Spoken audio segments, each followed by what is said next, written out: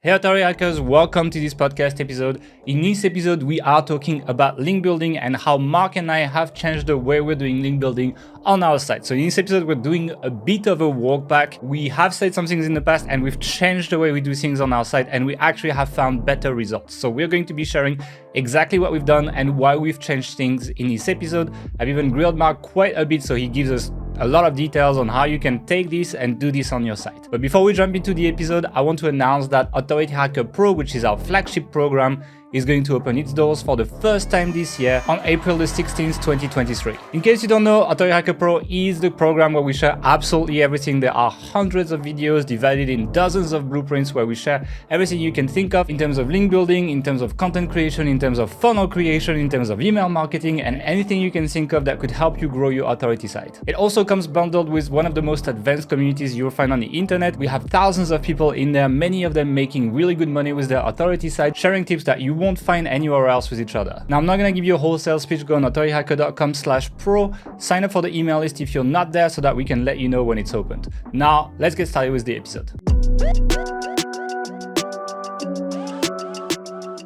Hey everyone, welcome to the Authority Hacker podcast. In today's episode, we are going to be talking about link building, and more specifically, we're going to be talking about our position on link building. If you have been following the podcast for a while, about a year and a half ago, we kind of made the announcement that we were done with doing just free outreach and we're going to start paying for links because everyone's asking for money for links. Fast forward to today, we're barely ever paying for a link anymore again. And so the whole point of this podcast is to tell you what the hell happened through that year and a half and how our link building has changed throughout that time, and to give you some practical tips on how you cannot pay for links and why you may not want to pay for links most of the time. So in this podcast, I'm not going to be talking that much because Mark is taking care of the link building in the company. So on top of asking him how he's doing, he's going to be talking a lot about that. So how are you doing before we get started?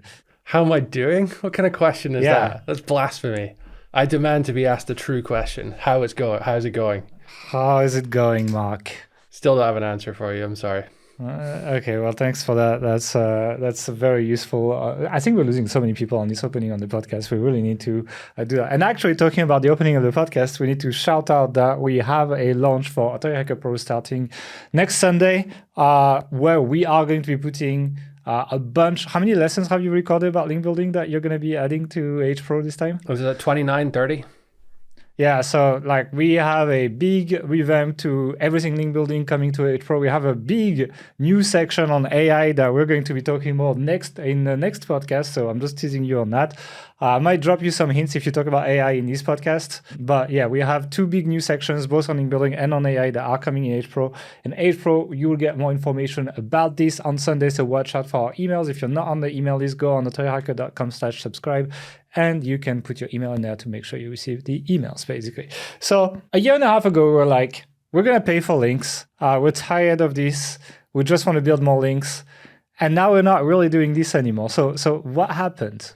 So we had sort of handcuffed ourselves by taking this stance of, we're never going to pay for links, try and be in Google's good books. And what was happening is many of our competitors in different industries, in fact, most of them were paying for links and had no shame about doing it. So we were kind of getting left behind a little bit in certain aspects of link building.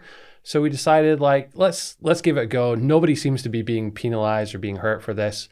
Let's see what happens. So we opened the floodgates to doing that. And initially there was some pretty decent links coming in, link opportunities that we'd previously had to say no to, but now our team could start saying yes to. So we were very happy, and suddenly went from a trickle of links coming in to, say, somewhat of a wave of links coming in. I think we were getting 30, 40, 50 links a month type thing on some sites. For one site, yeah. Okay. Yeah, which was a lot more than we were getting previously.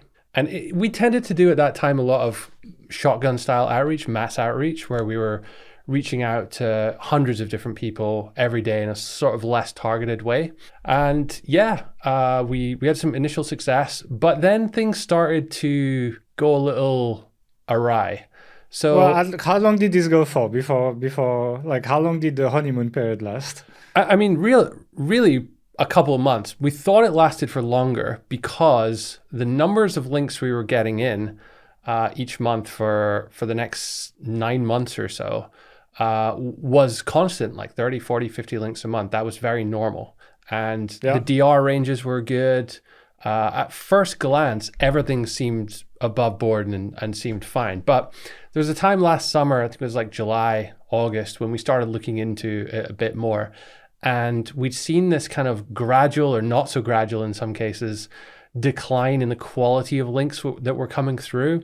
When we first started paying for links, there were maybe 1 or 2 sites that you think, oh, maybe these sites exist purely to sell links. Towards the end of that period, it was like, actually, if you look deep enough, most of them were like that. And I think that's sort of a reflection of the industry. SEOs, site owners, agencies, we're all demanding links, and willing to pay for it. So sure enough, there are people that spring up willing to supply those links. And if all your criteria is, DR 60 plus and 1,000 plus traffic or something, then there are ways to manipulate those things, drop domains, these fake keywords on the Ahrefs that have tons of volume, things like that. And sure enough, more and more sites, there was an entire industry developed out of doing this.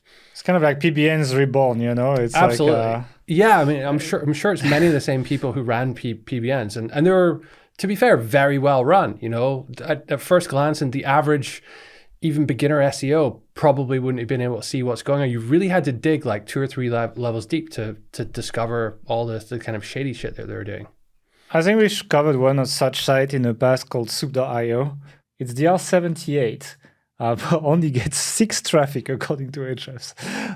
And it's like, it looks like a magazine or something, but I think it used to be the domain of a popular text editor for coders, like Beautiful Soup or something like this.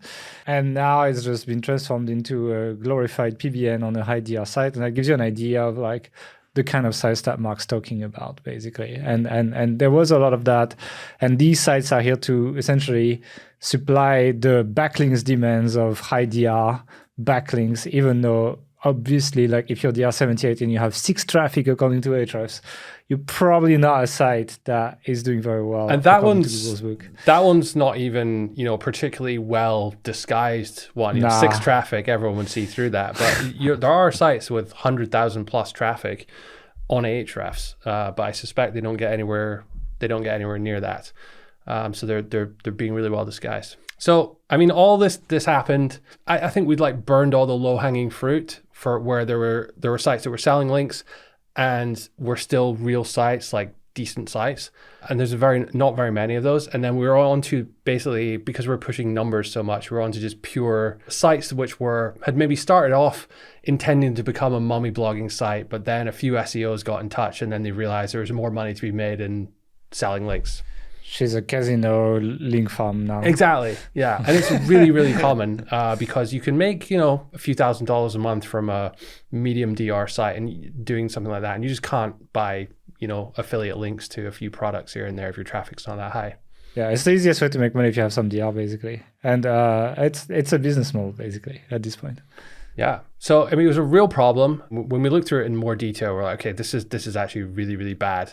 And partly this was my fault for setting up this criteria of, let's try and get 30 this month or 40 the next month and really pushing the numbers. I always argue with you on that, on your like exact numbers of goals, etc. You do, but I remember when we had this discussion at the start, like, it was your idea to like go down this path. And I think sure. having been down it before back in our agency days, it's very difficult to manage a big team. When you have these, I think as long as you put number goals and you put dodgy stuff, then it's going to go down the drain eventually.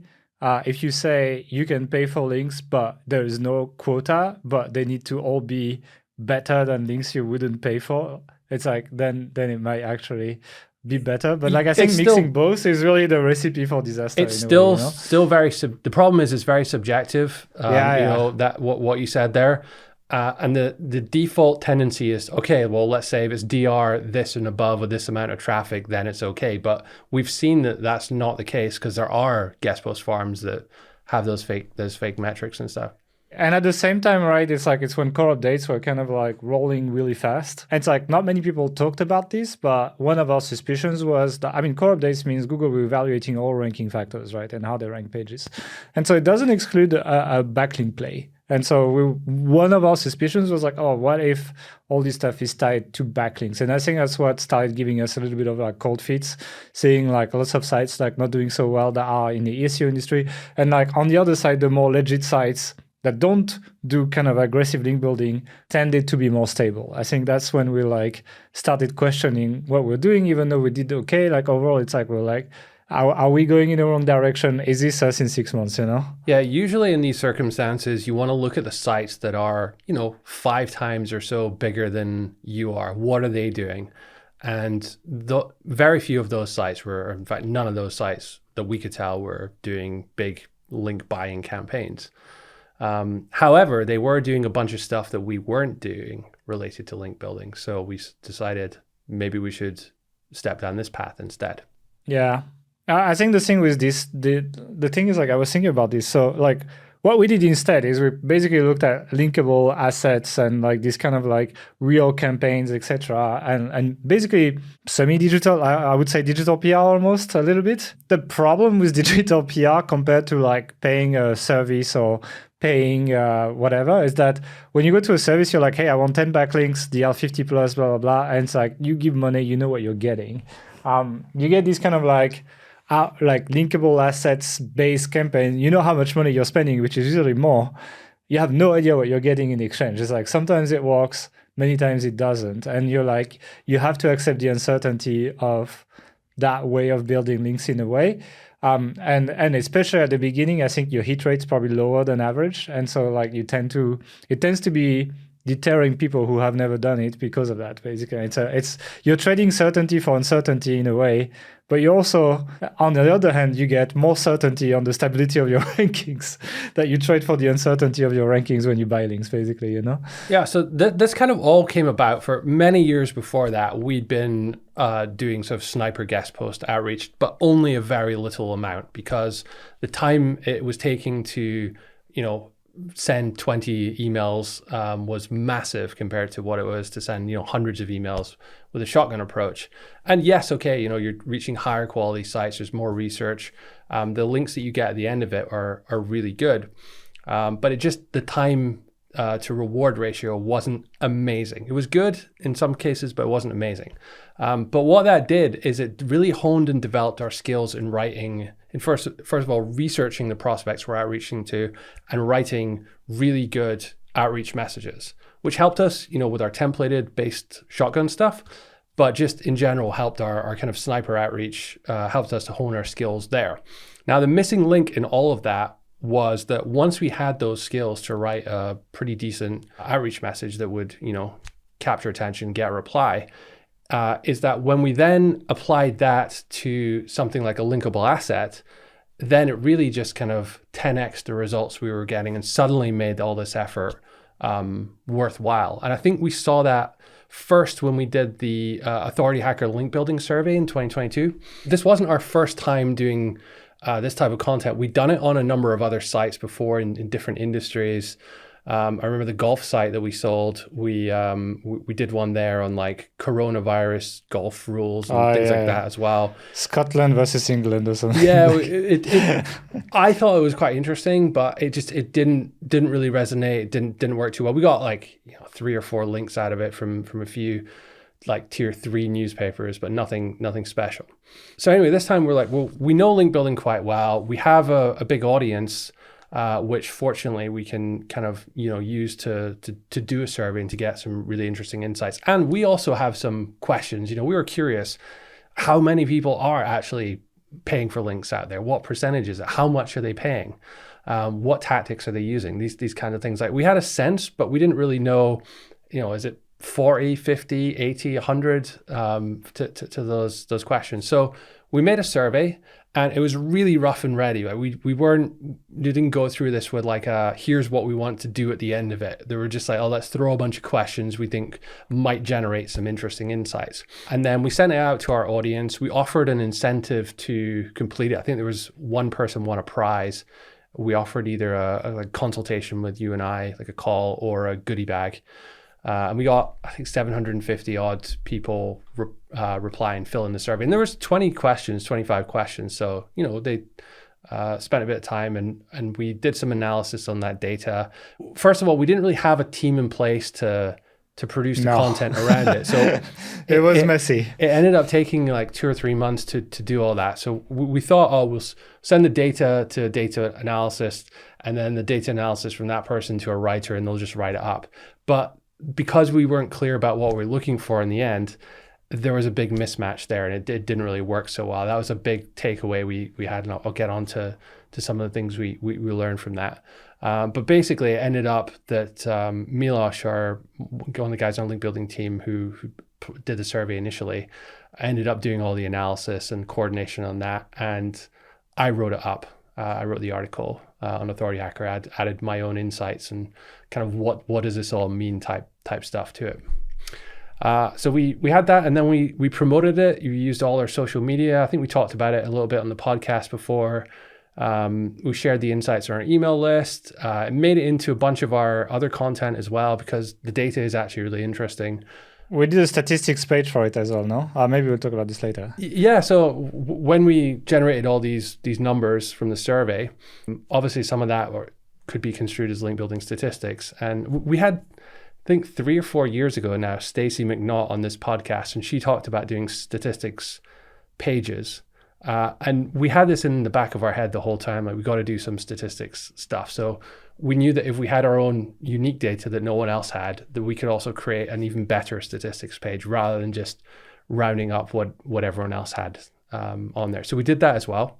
But as we released a survey, we started doing outreach for this. And this is when we started using all of our sniper outreach tactics that we've been learning. So it wasn't just let's send the same email out to everyone and ask for a link to it. We would identify specific statistics and specific themes that we talked about. So for example, we had this question about no follow links and what percentage of people think that it has an effect on rankings. And it was a really high number. I think it was like 90 something percent.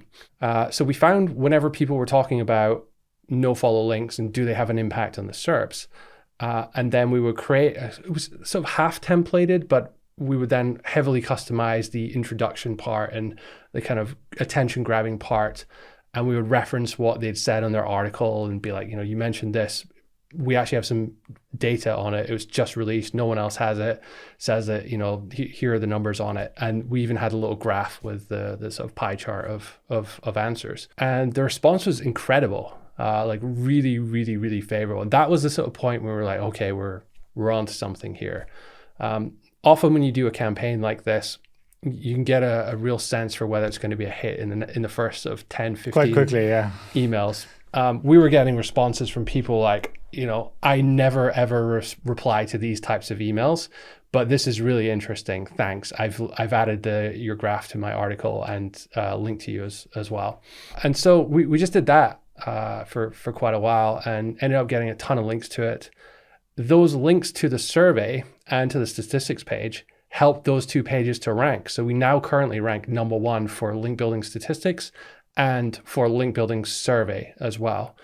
And so now that we rank for those, people are looking for statistics when they're writing articles for link building, and then they'll find our stuff, quote us, and then some of the people are nice enough to link back to us as well.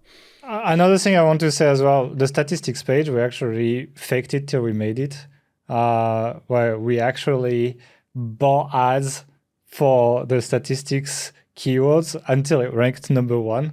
And that landed us like a few links because it's really low impressions, these keywords, like really like the cost per month was like less than $100 for like multiple statistics keywords. And the thing is like the people who search for this, they're looking for a quote, like they're looking to like, they're often content creators looking to quote something to give some anchor to an argument they're trying to make in a piece of content. So sometimes it's private, they might be just sharing it on a private Slack or something, but sometimes it's public and we got links. So like this page, the statistics page, not the survey, which has the most links, has links from like singlegrain.com and a bunch of like the 80 plus sites from ranking. So it's actually now a passive link earner for us. Yeah. And that's quite nice, to be honest. It's nice to have achieved that. Yeah, and when you think about it, I guess you could say, we are paying for links in a way because we're paying for the Google ads to be number one, and then get it's more an indirect way, but we're still throwing money at the problem. But what was, I think, most impressive in the initial campaign was the quality of the sites that we were able to reach out to. So with all our shotgun campaigns, we would always cap it at sort of DR 65, 70, 75. We wouldn't reach out to anything higher. But with this one, we were almost exclusively linking out to those types of sites. So we got it was like a DR 90 link from WordStream and a DR 79 link from SERPstat. Two pretty big sites in our industry from the initial campaign, from the initial cold outreach. So that was really cool. Ahrefs as well linked to it. UpCity, DR84, SE Roundtable, DR84. Yeah, and there's a few of them in there that weren't like Ahrefs. We obviously know some people over there, so we sort of mentioned that, and they're like, okay, yeah, cool, if it comes up. But like SE Roundtable was a good one, for example. It's like one of the best news sites in the industry, and it's like I don't think we were quoted very often. I think that was a new linking domain for us as well. So that was a good one. Yeah, as I mentioned though, there were a few big takeaways from this. It was the first time we've ran a survey, and there's a whole industry around writing surveys and phrasing survey questions, and there's people whose job it is full-time to just create surveys. So we actually consulted with one of these people the next time we did a survey. As we're filming this podcast, we've just finished doing a big AI survey, and I think we might be able to talk about that in the next episode. So subscribe to the podcast if you haven't already. And that one absolutely blew up. Like we were, I think, 3,800 respondents. It's a big survey as well, like 26 questions, and yeah. It's the biggest one in AI and marketing together, basically. Like it's going to be the biggest one in the industry. But there are some really interesting subtleties in what the consultant we spoke to told us. So in the first survey we did, often we'd ask a question and there would be 5 answers, totally disagree, somewhat disagree, neutral, agree, and very much agree. I'm paraphrasing there, but 5 options, one of them in the middle is neutral. So she suggested try doing 4 options, 2, like one really negative, one slightly negative, and basically no neutral one. And so what that does is it forces everyone to take a side, a polarizing side. And so you get more interesting insights into, how people really feel about things. And you don't have that kind of like safe middle ground that people can click. So there was a bunch of stuff also came up about just how we were phrasing our questions and not giving people examples of what being very satisfied of something might mean, just in case they didn't fit exactly into that box that we were sort of creating for them. So that was super helpful, as was one other thing we did. So in the first survey, we gave out a prize for like one person would win a prize. But in the last survey we did that. But you also created a lead magnet essentially. I use my email marketing wisdom for surveys, basically. It's funny because I've never seen that before. But it's like it baited a lot of people to fill it out. Like it was just like 9 pretty good AI prompts. Not as good as what's coming in H Pro, but pretty good still. And yeah, it got a lot of people. It baited a lot of people in there, especially on Twitter. A lot of people like this on Twitter. And it's like the angle was much stronger because it's like if you do ads for like, please fill the survey, like why would I fill it? And it's like for a tiny chance of winning maybe something. It's not the best incentive. But if you have an ad that says, well, when you're done filling this, you're getting this for sure right away, you don't wait. I think that was a pretty strong one to get people to fill that survey. So I was pretty happy with that. I'm happy that it worked out because it's not in a textbook of surveys for sure. Yeah, that was a big one. We'll definitely be doing that next time we run one as well.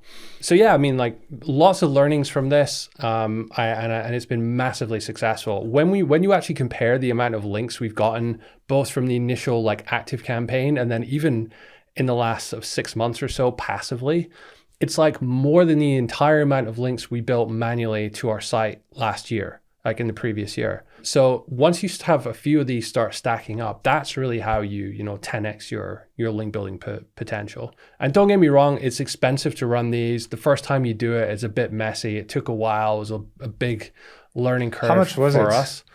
I mean, I don't know if you include all the like staff time and all that, but Yeah, it's between tricky. $5,000 and $10,000, not including any of my time Yeah. doing that. I mean, it's not crazy. Like I see, PR agencies, like there are PR agencies that advertise on like Facebook groups about SEO, etc. And it's like a campaign that they tell you is gonna get probably on average like 10 links costs like £5,000, for example. So Yeah. like it's still like a better deal given how many links we got. It's like I feel like we just probably put more effort in this than we would have had if we paid the service to do that. Oh, massively. Plus, we've also developed the competency, not just with us, but like our team who are working on it as well are now really, really good at this. So that's been hugely valuable for us as well.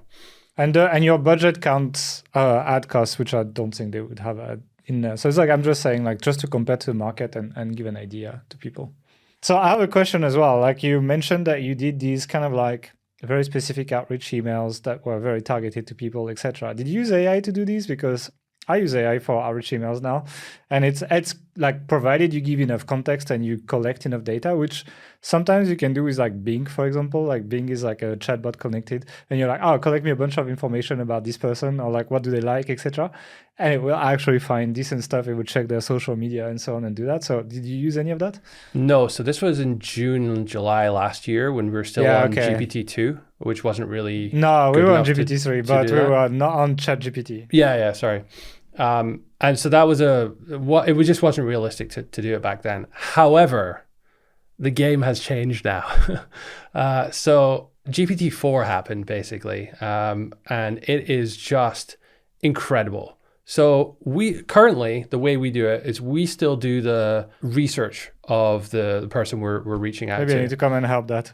And well, here's the thing, like with guest posting, where you don't have a piece of content or a linkable asset, which is the focus of your conversation. The entire way that you're grabbing their attention and getting them to read your email is through some connection that you've made with them. And while yes, you can use Bing to source this information, I think Bing doesn't know anything about you in the same way that it's able to make those kind of connections. So I'll give you a good example. Like we're doing this one, of the guy had on his site that the best yo-yo trick he knew was, I forget what it was. It's been 25 years since I've used a yo-yo. So it's nowhere does it say on the internet that Mark Webster likes yo-yos or knows how to use a yo-yo, but I had one when I was, 12 or something.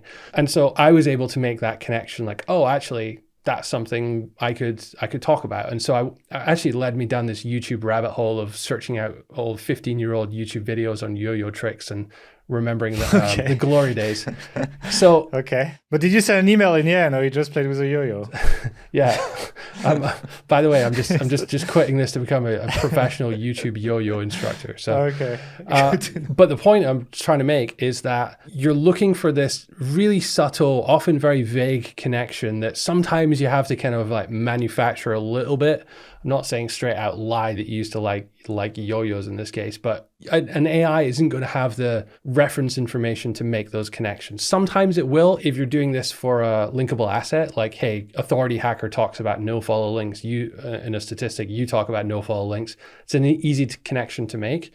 But in the case of, cold sniper guest post outreach, when you have like not really too much upfront value to provide, then it's more challenging. So all that's to say that we currently don't use ChatGPT or Bing even to do that initial research. However, we use it a lot to write the emails, and it is phenomenal at it. Like it's so good at writing sniper outreach messages. So I just finished filming the sniper link building blueprint. It's out in Authority Hacker Pro this coming Sunday, I believe. So check it out next week if you're interested. But so there's a AI for link building in there, basically. Yeah, I mean it's so embedded in all the processes that we construct our research in such a way that you have to kind of label it. So who are you? Who is the person you're reaching out to? What are they like? What are the connections? That kind of thing. And even if you don't fill it in like fully, it's still really good at like bridging the gap between those two things. And there's a few subtleties you have to do in your prompt. So for example, you have to say that if you just ask it to write a link building outreach message, then I think all its reference data is like, "Dear sir, I would like to request a guest post on this." So it's pretty terrible. It kind of tries to be similar to that. So you have to be very explicit in saying, I want this to stand out. I don't want it to sound like a normal link building message. It should be very personalized. It should be funny. And really give it context like that. And then it blew me away with how good it was, honestly. I've been very impressed. Yeah, it's like I was just searching on Bing some like personal facts about you, actually, to just see how much I would come up with stuff. You haven't updated your LinkedIn profile. So it says you're from the UK but live in Budapest, Hungary, which you don't anymore. He started his first digital marketing agency when he was 23 years old. He sold his agency in 2015 and focused on building authority sites full-time. He loves traveling, skiing, golfing, and playing poker. I'm not sure about that one. I definitely don't like playing poker. I'm so bad at it. I just go all in the first round and then lose. So. And apparently you're a fan of Star Trek, Game of Thrones, and Breaking Bad. So I've never seen Breaking Bad, so that's not true. But yeah, the other two are correct. Okay, we need to stop this podcast right now and go watch Breaking Bad now because that's a bit of a crime, to be honest. Okay, well, it's cool. I use it as well. Like it's pretty good at finding connections. It's not perfect, as you can see. It can get stuff wrong, and you might just miss. But overall, the writing of GPT-4 is better than probably 95% of people I've ever worked with in editorial. 99% of in terms of email outreach. If you ask it not to sound like a normal email outreach message, it just does a really good job of doing that. Yeah, so it's like, but I'm happy you kind of like embedded that process in there. Anything else about surveys? No, we'll obviously have more next week. As we were doing that, and because the actual producing the survey took us so long, we actually started working on another tactic at the same time, which was to develop a tool. So we've done podcasts before where we sort of reviewed sites that had these, calculators for something, or a very simple tool where you input something, it does a calculation and gives you some kind of output. And we're like, we could totally do something like that for Authority Hacker. There's tons of these little processes that we as site owners need to do that we could speed up. And, we've built a few of them for Authority Hacker Pro before, but we've never done one with the explicit intent of making it about link building or acquiring links to it. So we came up with this idea to do one for link building. So at the time we were doing a lot of shotgun outreach, one issue we had was tools like Hunter and Snovio would sometimes give you a first name, but not always. And often it was possible to infer what the first name would be from the email prefix. So mark@authorityhacker.com, you could pretty much safely assume that the first name would be Mark. So we had a process before where we do like a VLOOKUP on a spreadsheet versus a census database. And we've talked about this before, but we wanted to automate that and build a tool to do it. So we did. We hired a developer, and it cost, I think we spent probably $2,000, something like that, building it. It's not too complicated. The hardest part of it was actually figuring out the logic in our own kind of minds about what would happen if you had, Ed versus Edward versus Eduardo, and how would it decide which is the correct one? Because they can kind of overlap a bit and it can get a bit murky. So we built this tool and we sent it out to a bunch of people who were either had link building agencies, ran link building processes for other companies, or we identified this trait of people who had tried to solve this problem in Excel with a formula or some kind of script. And there was a bunch of Excel sites, often like discussion-y type, like Stack Overflow type sites, where people were talking about this, and we're like, we have the perfect solution. Surely all these sites would love to feature us and link to us and do all that. And we reached out to all these different types of people, reached out to our friends that ran link building agencies. And the response from the people that we knew was like, oh, okay, I'll check it out. Never really heard back from too many people. They never had it. Everyone else was just like not interested, or, the standard, oh yeah, we charge $250 a link, like normal link building type responses. And so it just fell flat on its face. And I don't even know if we built a single link to that, maybe one or two. We're going to run another tool soon. Like I'm not going to say more, but we have another tool coming out soon, which I think is going to be a lot more popular. But really, Mark's dream was really to just like put his face on the homepage of a tool like Neil Patel. That was really the only reason he built that tool. But otherwise, yeah, it's like we have another tool coming up, so hopefully we'll have a more conclusive case study on something like this. We do like I mentioned the Hoops Geek all the time, but they have actual tools there as well on like making game plans for basketball, etc. And it's like it's not like a home run always. Like some of these tools don't have that many links, but they do have quite a bit of good links. And it's like obviously excluding AI, when you look at the cost of paying content writers these days, sometimes building small tools is not that much more expensive. Compared to like building a ultimate guide or something like that. And so I kind of like compare it to that. And I think on that level, then tools can often do better. And especially in the age of AI, I think tools will be almost more important / powerful to build than maybe these ultimate guides and so on, because obviously. And it's not sort of being released next week and with the pro launch or anything, but I believe you're also working on a new series of case studies on exactly how to do all these things as well. Which would be There's a few of these things, yeah. Like so, some of the statistics pages, for example, tactics. Like I show, how to set up the ad campaigns, how we did that, how we optimized all of that for which countries, etc., to make sure it's only like people who are likely to link to us.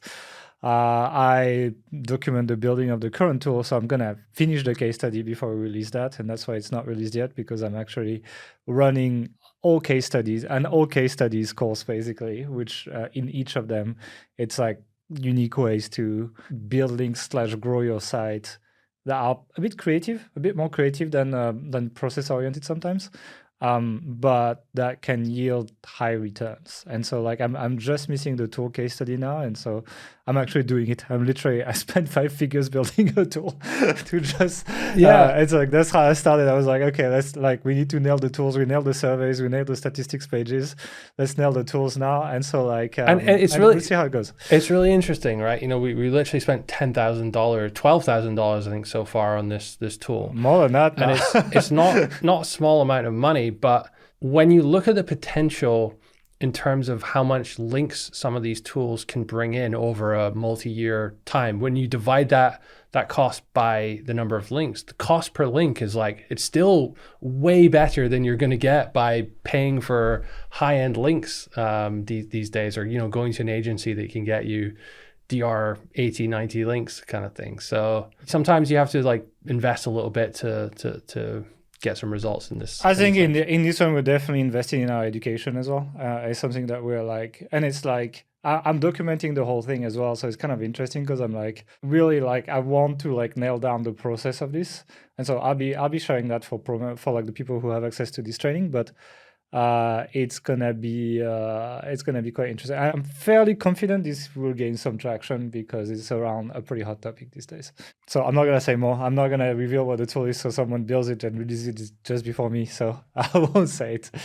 So you're talking about crafting these like unique messages and making them like special for people, etc. Can we walk through like properly? How do I do one of these? How do people make these fancy? And how much more replies can I expect compared to like a shotgun email? So you can expect about 50% of people that you message to reply to you. Some of them might just politely say no thanks, but 50% versus 1%, 2%, maybe if you're lucky with a shotgun style outreach campaign these days. So it's significant. It's obviously a significant amount of extra time to send each additional email. You have to weigh up that. In terms of crafting it, as I mentioned before, you obviously want to do some really thorough research, and you need to find something unique, something that you can hook onto about their personality. Best place to do that is honestly like they're looking at their site. Their author bio usually has some cool things. Maybe their about page if it's their own site.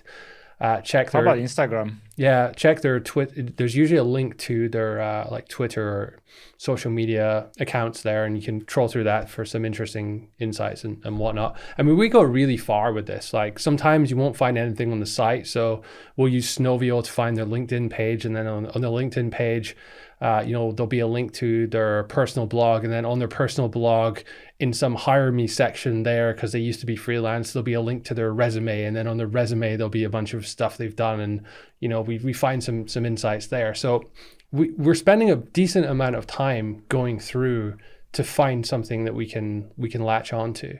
How long? I mean, it can be a couple minutes if it's really easy to find and it's very obvious.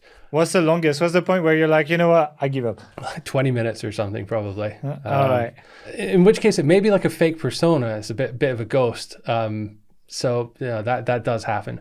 Once you have that information, you want to find a way to bridge yourself, your personality, your site with them. Now, I'm not going to lie, we exaggerate this sometimes. I talked about the yo-yo example. I had a yo-yo when I was in school. I didn't play with it very much or whatever, but I had one. I knew a few tricks. But you don't have to say like, oh yeah, I was really into yo-yoing when I was a kid as well. That's so cool. We could talk about this some more. Like that's like a little bit disingenuous, a little bit weird as well. But it kind of, the truth of that situation is it kind of brought back some sort of nostalgia with me. And I genuinely did start go looking on YouTube at some yo-yo tricks and like, oh, that's kind of cool. So I just said that in the message, I just ended up down a YouTube rabbit hole looking at the walk the dog and around the world yo-yo tricks and all that kind of stuff. And it's a good enough hook to kind of get your foot in the door. Remember, you're competing against 99% of people out there who are sending the same templated "Dear Sir, how much for a guest post" messages. Think ChatGPT can write a "Dear Sir" email, maybe? I mean, for sure it can, but they don't work, for this type of outreach at least. Well, that would be funny. That's all. So once you've done that research, you need to find the contact. Again, we spend a lot more time finding the right person at a site to contact. This can be a little bit more challenging if it's a big site, if they have 500 people working there. The way we typically do that is actually using Snowball now, because it's better than Hunter because it connects to LinkedIn, pulls everyone's job descriptions, and typically we're looking for people to work in sort of content marketing, content editor type people. These are the people who have the ability to accept these guest posts and these things. Depending on what type of outreach you're doing, if we're trying to do a testimonial, then we may use Snowball to find someone that works in the customer success department. So it's really quite powerful for that. Once we've identified them, once we found the email address we want to send to, we're using BuzzStream these days to do most of our sniper outreach. It's just really good to coordinate all that data, that research in one place, and the sequences that it can build are really, really powerful. And yeah, just works very well for research. They have this BuzzMarker plugin, which means you can browse websites, but also has like all the data fields at the side. So you can put all the research notes and stuff in there, which is great. So once we do that, we craft a subject line. Again, subject line, use AI. It's going to be better than you are at this stuff. In this case, I think it came up with, actually, no, I came up with this manually. It was like walk the dog around the world and into your inbox. So the walk the dog and around the world are two yo-yoing tricks. So I think that worked out right, actually. But AI is just better at this than humans these days. The email you want to be sending should have two sets. Keep it short, first of all. Even if you're asking AI, the message that it produces is going to be way too long. So you have to say, make it very, very short, only 2 paragraphs. Give it very clear instructions not to make it long.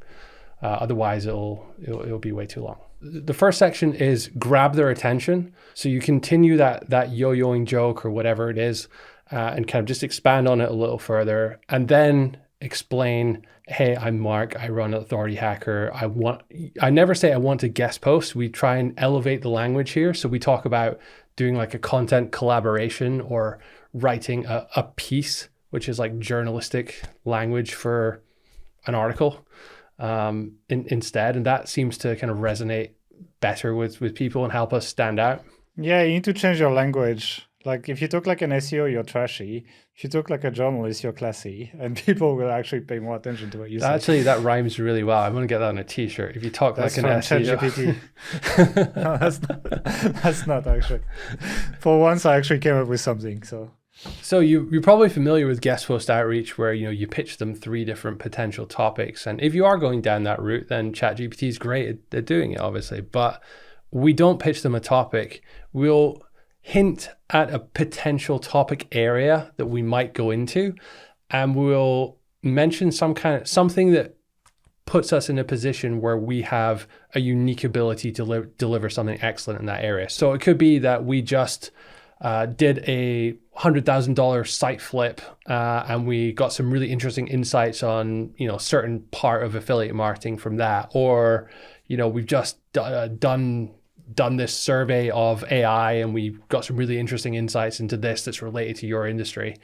So, offering them something somewhat unique, whether that's our experience, unique data, something of value that just so whets their appetite enough to be like, okay, I'm going to respond to this person, just see if there's something there. Because once you start talking to people, it's much easier to kind of, figure out what each of you want. Sometimes it doesn't even go into as far as doing a guest post. You're both into SEO, and then you might do some kind of like link exchange or cross promotion activity or whatever else it might be. You don't have to ask for a guest post because they'll just give you a link where you want.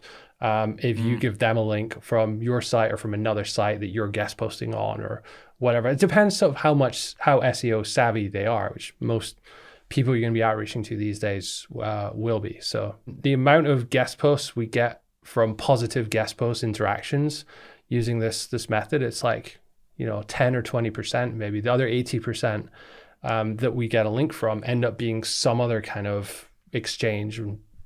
To date, I don't think there's been any money-related ones at this level. That's not to say that we're against paying for links completely. I mean, if there was a really good site, was like clearly had high quality standards, wasn't letting in loads of people, like, look, we do this, but you have to pay a sponsorship fee of $250 or something. And we looked at it, we would be okay with doing that. I know it's against terms of service at Google and stuff, but we would. We haven't done it for this type of link building, but we would absolutely do it. So I'm not hating on paying for links.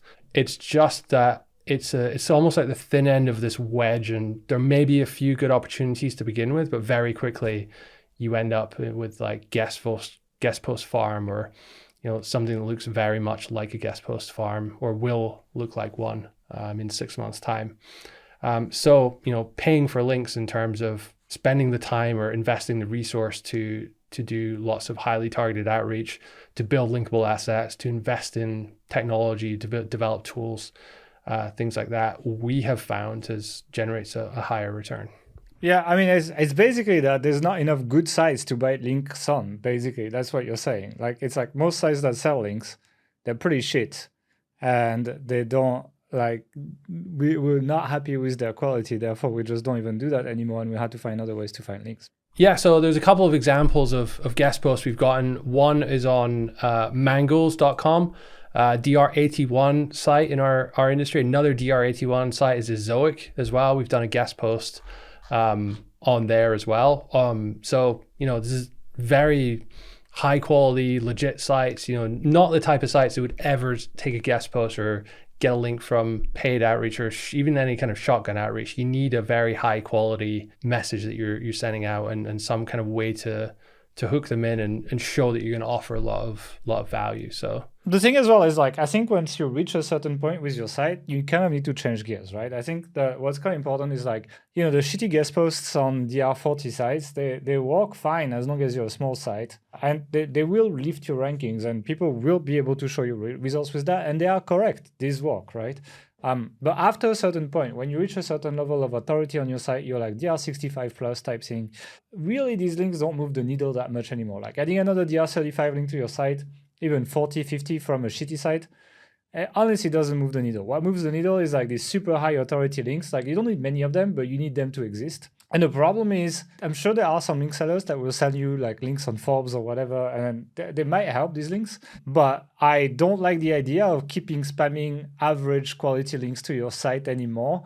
And I think to that extent, something like Ahrefs DR is a bit deceiving because it will keep increasing, but quite often you'll see sites DR keep increasing and the traffic stay flat. Quite often, if you look at the curves, so you basically see the site keeps doing link building, they build a bunch of average links, the DR is increasing in Ahrefs database, but you are not increasing in traffic. And that's usually a sign that you need to change gears. Essentially, these things that we're talking about and how we've documented that is the gear change you need to do when you hit that point. We're not saying that even shotgun for the, at the beginning of the site, etc., doesn't work anymore. It does, and you'll get some like average quality links. But honestly, it's hard to get super high quality links when you're a brand new site anyway. But yeah, after you hit that plateau, then you will need to completely revamp the way you do links, and that's how we've found that we were able to essentially go past these plateaus when you reach mid-level of authorities on the site, basically. Would you agree with that? Yeah, there's this sort of concept in SEO of, nobody knows the exact combination of how much of this you should do and how much of this you should do. So, yeah, it's hard. So you should really just do all the things, right? And I think especially if I was starting a new site today, I would absolutely do some shotgun guest posting. I think that's the best way to really just get some initial link velocity going and move the needle to an extent. But as you said, Authority Hacker is 9 years old at this point. Coming up for it. Happy birthday, us. But we've had other sites as well, like that were in the R60, 65, 70 range. Then it's like we got flat, It's like we were unable because we didn't change gears. We were still doing the same stuff. Like it wouldn't go past that. And I think like this is the way. The way is like you need to change to this. It's good. I'm just saying that along with the new Mandalorian season where they say this is the way all the time.